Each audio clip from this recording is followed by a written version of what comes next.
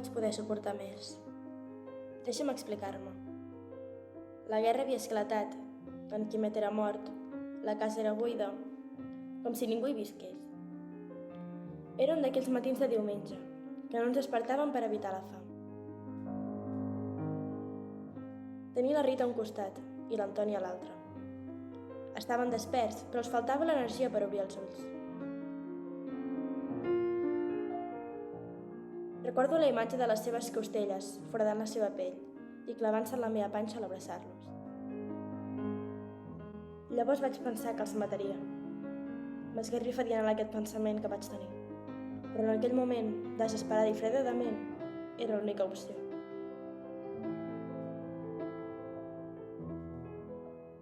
Sense escrúpols, vaig començar a pensar com ho faria.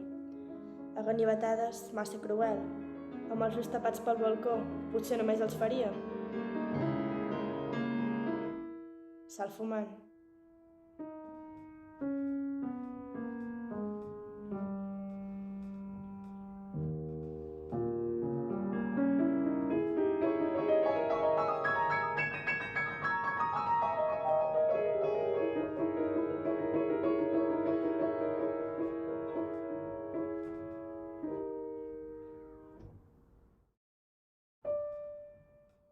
Vaig sortir de casa per anar-lo a buscar. Em vaig tornar boja i em volava pels carrers freds i obscurs desorientada. La guerra havia desfigurat la ciutat sencera. I a mi.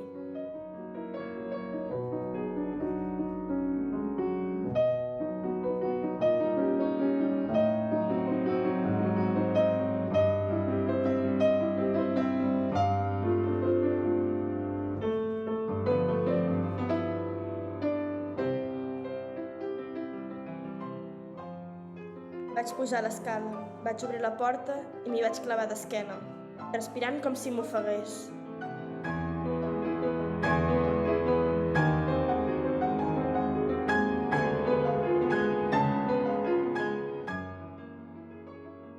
L'endemà vaig sortir amb el portamonedes i vaig baixar aquelles escales infernals.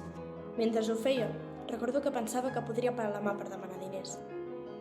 Anava pel carrer com una persona al costat de les altres persones. I jo anava mirant tot com si no ho hagués vist mai. Potser perquè l'endemà ja no ho podria mirar.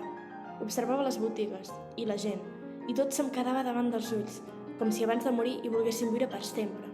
Vaig entrar a la botiga, recordo una fatiga. Darrere el taulell em vas alçar la mirada. Jo vaig posar l'ampolla damunt del taulell i vaig dir: sal fumant.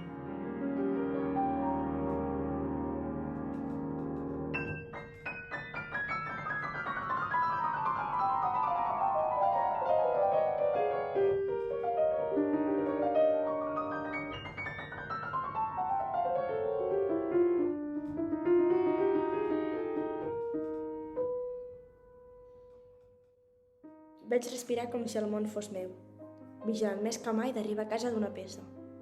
Em vas cridar, vaig girar-me. T'havies equivocat, portava lleixiu. Em vas convidar a entrar a la botiga de nou i em vas oferir un treball. Em vas salvar, Antoni, a mi i als meus fills.